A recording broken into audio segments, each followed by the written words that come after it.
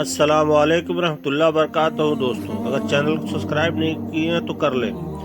خلفائے راشدین کسے کہتے ہیں اور کیوں کہتے ہیں؟ خلفائے راشدین کا مطلب نیک خلیفہ، یعنی جن کے جیسا پورے دنیا میں ملنا ناممکن ہے، اور خلیفہ کے معنی اللہ کے نائب ہے، یعنی پوری اسلامی حکومت کو کسی ایک مقرر شخص کے زیر سایہ دینا۔ جب تک نبی کریم صلی اللہ علیہ وسلم دنیا میں تھے تب تک آپ صلی اللہ علیہ وسلم اسلامی حکومت کے نگہبان تھے، لیکن جب آپ دنیا سے رخصت فرما گئے تو کسی نہ کسی کو اسلام کی باگڈور سنبھالنی تھی، تو اس لیے آپ صلی اللہ علیہ وسلم کے بعد 4 مشہور صحابہ رضی اللہ عنہ کو منتخب کیا گیا تھا، جن کے نام اس طرح ہیں۔ 4 خلفائے راشدین کے نام یہ ہیں: پہلا نمبر حضرت ابو بکر صدیق رضی اللہ عنہ، دوسرا نمبر حضرت عمر فاروق رضی اللہ عنہ، تیسرا نمبر حضرت عثمان غنی رضی اللہ عنہ، چوتھا نمبر حضرت علی مرتضی رضی اللہ عنہ۔ فرسٹ نمبر حضرت ابو بکر صدیق رضی اللہ عنہ کے بارے میں کہا جاتا ہے کہ حضرت ابو بکر صدیق رضی اللہ عنہ کا نام عبداللہ ابن قحافہ تھا، کنیت ان کی ابو بکر اور لقب صدیق تھا۔ رسول اللہ صلی اللہ علیہ وسلم کے وفات کے بعد صحابہ رضی اللہ عنہ نے ان سے بیعت کی اور مہاجرین اور انصار نے انہیں خلیفہ مقرر کیا۔ نبی کریم صلی اللہ علیہ وسلم کے نبوت کے اعلان کے بعد سب سے پہلے شخص ہیں جو اسلام میں داخل ہوئے تھے حضرت ابو بکر صدیق رضی اللہ عنہ ہمیشہ لوگوں سے نرمی سے پیش آتے اور کوئی بھی معاملہ ہو دین یا دنیا صحابہ سے مشورہ کرتے تھے۔ کمزوروں اور بوڑھوں کا آپ خاص خیال رکھتے تھے۔ اسلام کے لیے سب کچھ قربان کرنا۔ حضرت ابو بکر صدیق رضی اللہ عنہ جب اسلام لائے تو ان کے پاس 40,000 درہم تھے، جو انہوں نے سب اللہ کے راہ میں خرچ کر دیا۔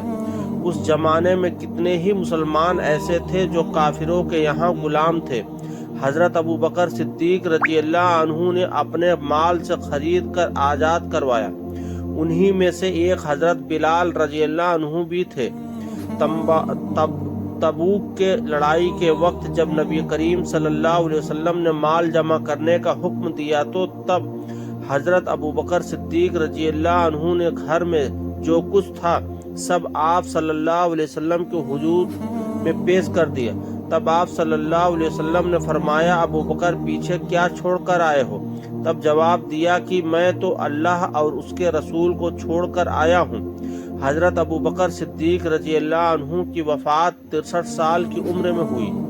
ہجرت کے 13ویں سال دوسری یا تیسری جمادی الاخر کو جمعہ کے دن وفات پائی۔ حضرت ابو بکر صدیق رضی اللہ عنہ نے وفات سے پہلے خلافت کی ذمہ داری حضرت عمر رضی اللہ عنہ کو سونپ دی تھی۔ حضرت عمر رضی اللہ عنہ نے حضرت ابو بکر صدیق رضی اللہ عنہ کا جنازہ پڑھایا اور حضرت ابو بکر صدیق رضی اللہ عنہ کی نبی کریم صلی اللہ علیہ وسلم کے پاس دفنایا گیا تھا۔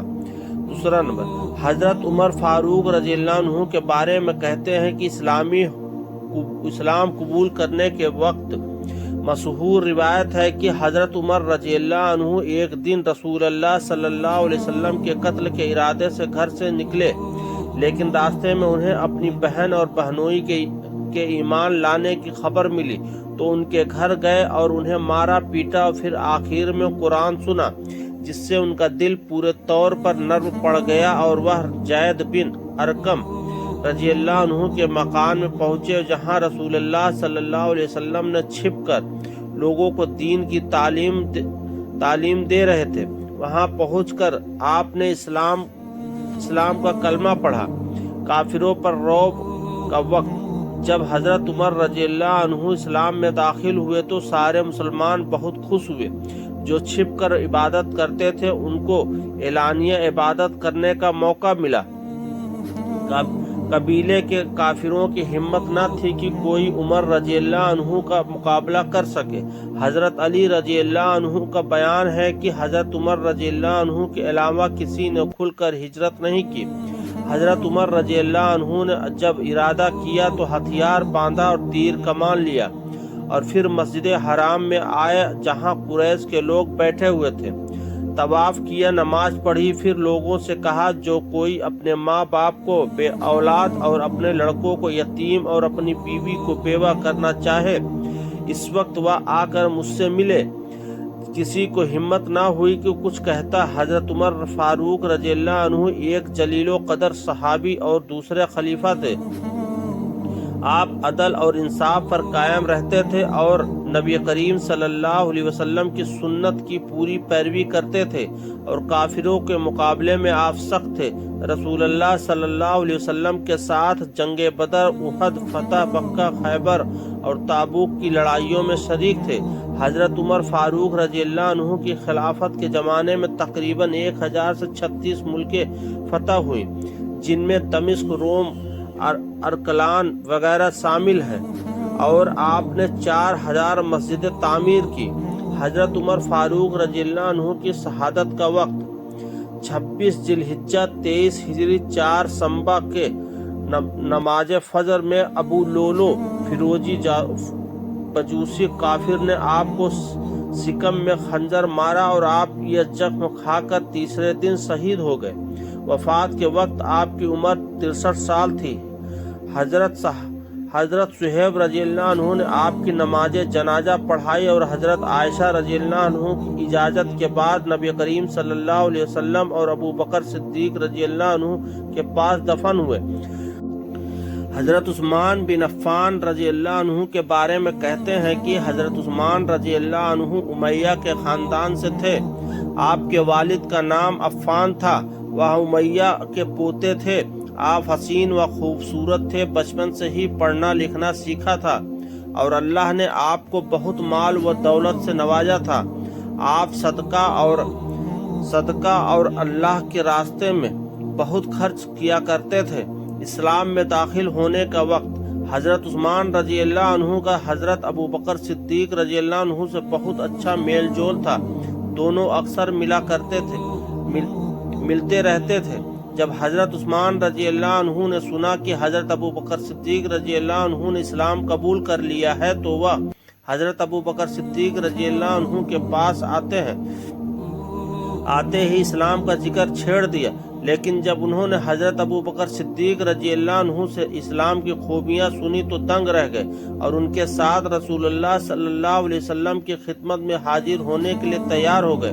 ابھی یہ باتیں ہو رہی تھی کہ رسول اللہ صلی اللہ علیہ وسلم خود ہی تشریف لے آئے۔ انہوں نے اسلام کے بارے میں ایک دو باتیں ایسی کہی کہ حضرت عثمان رضی اللہ عنہ ان باتوں سے متاثر ہوئے اور اسلام قبول کر لی۔ خلافت کا وقت حضرت عمر رضی اللہ عنہ کی شہادت کے بعد 2 دن تک جانشینی کے سوال پر بحث چلتی رہی، لیکن کوئی فیصلہ نہ ہو سکا۔ آخر میں طے ہوا کہ 3 صحابہ حضرت علی رضی اللہ عنہ، حضرت عثمان رضی اللہ عنہ اور حضرت عبد الرحمن بن عوف رضی اللہ عنہ میں سے کسی ایک کو خلیفہ بنایا جائے۔ حضرت عبد الرحمن بن عوف رضی اللہ عنہ نے اپنا نام واپس لے لیا اور انہوں نے حضرت عثمان رضی اللہ عنہ کے حق میں اپنی رائے دی، اور مسلمانوں نے حضرت عثمان رضی اللہ عنہ کے ہاتھ پر بیعت کر لی۔ جب آپ خلیفہ ہوئے تو آپ کی عمر 70 سال تھی۔ شہادت کا وقت جب حضرت عثمان رضی اللہ عنہ قرآن مجید کی تلاوت کر رہے تھے تو کچھ باغیوں نے آپ کے مکان کی دیوار پھاند کر گھس گئے اور آپ رضی اللہ عنہ کے 2 خادموں کو قتل کیا، پھر آپ کو شہید کر ڈالا۔ اس وقت آپ کی عمر 82 سال تھی۔ جنت البقیع میں آپ دفنائے گئے۔ چوتھا نمبر، حضرت علی مرتضی رضی اللہ عنہ کے بارے میں کہتے ہیں کہ حضرت علی رضی اللہ عنہ ابو طالب کے چھوٹے بیٹے اور رسول اللہ صلی اللہ علیہ وسلم کے چچیرے بھائی اور داماد تھے۔ حضرت علی رضی اللہ عنہ بچپن سے ہی رسول اللہ صلی اللہ علیہ وسلم کے ساتھ رہے، اور جب آپ 10 یا 11 سال کے تھے ہی تبھی حضرت علی رضی اللہ عنہ نے اسلام قبول کر لیا تھا۔ بچپن میں سب سے پہلے حضرت علی رضی اللہ عنہ نے اسلام قبول کیا تھا۔ حضرت علی رضی اللہ عنہ بڑے دلیر اور طاقتور تھے، اسی وجہ سے آپ کو شیر خدا کہا جاتا ہے۔ ہر لڑائی میں دشمنوں کا بڑی دلیری سے مقابلہ کرتے تھے اور اکیلے ہی سب کافروں کا صفایا کرتے تھے۔ خلافت کا وقت: حضرت عثمان رضی اللہ عنہ کے شہید ہو جانے کے 3 دن بعد 21 ذی الحجہ کو مسجد نبوی میں مہاجرین اور انصار نے آپ کے ہاتھ پر بیعت کی اور آپ خلیفہ بنے۔ خلیفہ بننے کے بعد انہوں نے سب سے پہلے حضرت عثمان رضی اللہ عنہ کے قاتلوں کو سزا دلانے پر دھیان دیا۔ شہادت کا وقت: خارجہ قوم مسلمانوں کے بڑے دشمن تھے۔ انہوں نے 3 حضرات حضرت علی رضی اللہ عنہ اور حضرت امیر معاویہ رضی اللہ عنہ اور حضرت عمرو بن عاص رضی اللہ عنہ کو قتل کرنے کے لیے 3 آدمیوں کو منتخب کیا، جس میں ابن ملجم نے حضرت علی رضی اللہ عنہ کو قتل کرنے کی ذمہ داری لی تھی۔ اس ملعون نے 1000 میں تلوار خریدی اور اسے جہر میں بجھا کے رکھ لی، اور جب حضرت علی رضی اللہ عنہ فجر کے لیے مسجد جا رہے تھے، اسی وقت ابن ملجم جو رات سے ہاتھ لگائے بیٹھا تھا، آپ رضی اللہ عنہ پر حملہ کر دیا۔ تلوار کا وار آپ کے سر پر پڑ گیا تھا۔ چونکہ تلوار میں زہر لگا تھا تو اس کا زہر پورے بدن میں پھیل گیا۔ ابن ملجم پکڑا گیا۔ آپ رضی اللہ عنہ نے اپنے دونوں بیٹوں کو بلایا اور نصیحت کی کہ ابن ملجم کو کھانا کھلاؤ، پانی پلاؤ اور اچھے سے رکھو۔ 2 دن کے بعد اسی سخت زخم کے ساتھ آپ شہید ہو گئے۔ بعض روایتوں کے مطابق 17 رمضان کو آپ شہید ہوئے۔ دین کی صحیح معلومات قرآن اور حدیث کے پڑھنے و سیکھنے سے حاصل ہوگی انشاءاللہ۔ دوستو، اگر ویڈیو پسند آئے تو ویڈیو کو لائک کر کے چینل کو سبسکرائب کر لیں۔ شکریہ۔